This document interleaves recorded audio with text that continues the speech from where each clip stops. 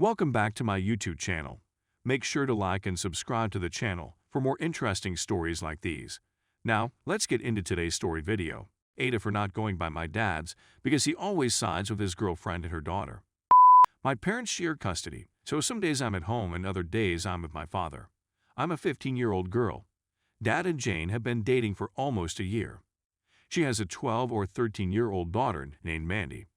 Then they began spending a lot of time at my father's house. They have their own apartment, yet they are usually around him. Mandy ended up in my bed the first time they slept over while I was there. Her mother has this cot/bed thing that she brought from my father's house for her, but I woke up in the middle of the night to find her in my bed. I ejected her. My father and Jane then remarked that was cruel and I have a full anyhow, so I should share. There's also a chair in my father's living room that I received as a present. It's comfortable, and I'll take it with me when I move.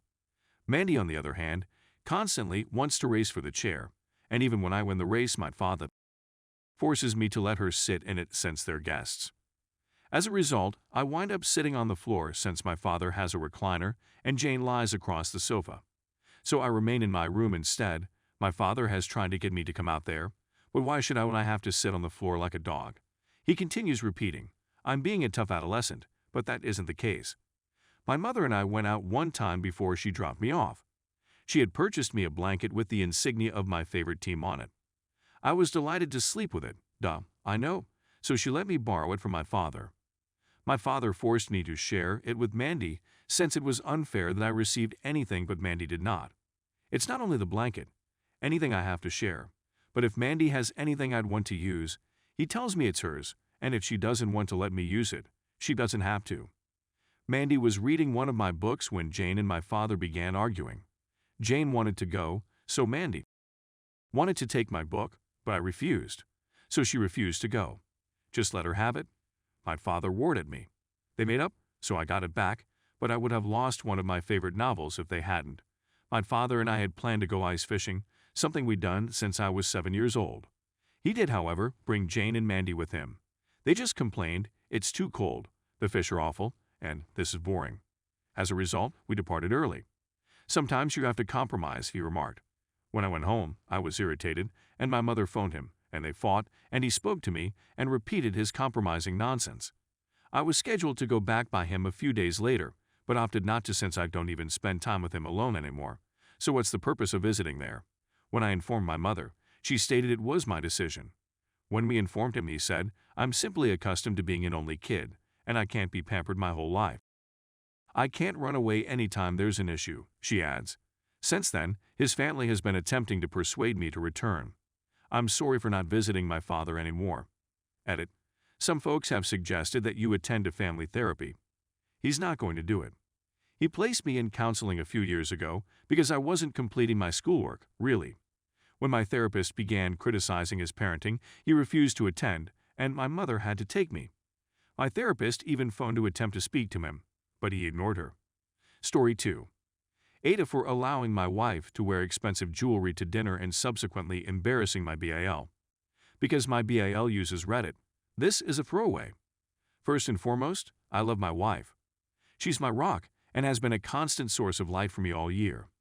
I lost my job at the start of the year, and when things became tight, she hunkered down, grabbed a part-time job to help us remain afloat, and didn't say anything negative about it. I was eventually able to get back on my feet and wanted to do something nice for my wife after things had calmed down. She's a typical girly girl who enjoys dressing up, going out, and so on. We cut down a lot this year, so when our finances felt secure, I wanted to treat her to something special. I purchased her a diamond necklace, nothing too lavish. We just got out of debt. I'm not going to squander money I don't have.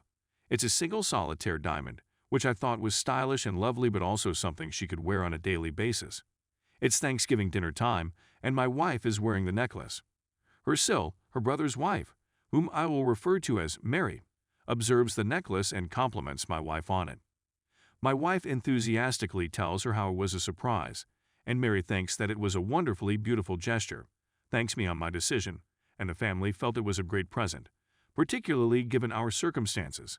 A few days after dinner, I got a text message from the BIL calling me an AH for showing off and making Thanksgiving all about myself. He claimed I should not have allowed my wife to wear such showy jewelry to dinner and upstage everyone else, and that we were being selfish and pompous. To be honest, I was astonished since the necklace conversation only lasted a few minutes, maybe 5-10, and the rest of the family only had positive things to say about it. They seemed to be genuinely pleased for me and my wife. I'm beginning to feel like an since, although the family isn't very wealthy, anything like my wife's jewelry would be considered pretty luxury. My BAL claims that I'm now putting pressure on him to gift his wife something special for Christmas. On the other side, I don't think it's my obligation to be concerned about how BAL feels about a present I purchased for my wife, and that if he feels pressured, it's not my fault. I'm not sure whether I was the for discussing the gift at dinner. Update: I'd want to thank everyone who has given me the courage to press ahead with the problem. I wanted to clarify a few points raised in my previous article on how my wife, Bill, and SIL were engaged in the scenario.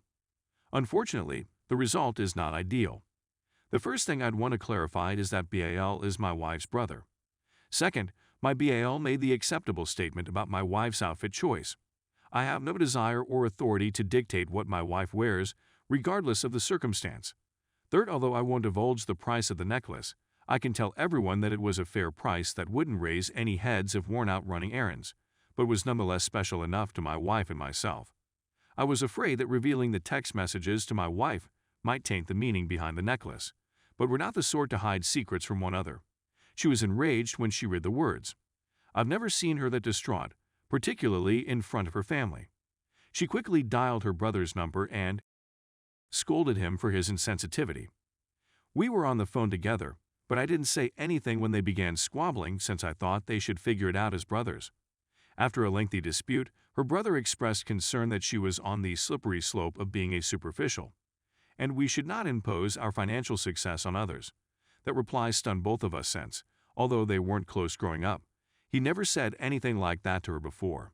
At that moment, my wife informed her brother that if he wasn't going to be pleased for her, that she had received one meaningful gift from her husband after a very bad year, she didn't know what to say to him. My wife did get a text from SIL a few hours later. She, too, apparently overheard the chat and was humiliated. She at least reassured us that she was pleased for our victory after all of our efforts, and that she would try to persuade her husband to see the light bill.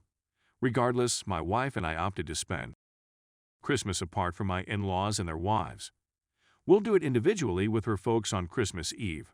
At this point, there's simply too much tension, and I didn't want to risk BAL ruining Christmas by declaring the presents we bring her family too lavish, and throwing a tantrum in response.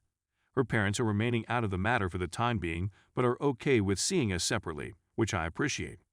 And at the risk of becoming the I'm going to follow the advice of a few commentators and gift my wife a good matching bracelet for Christmas.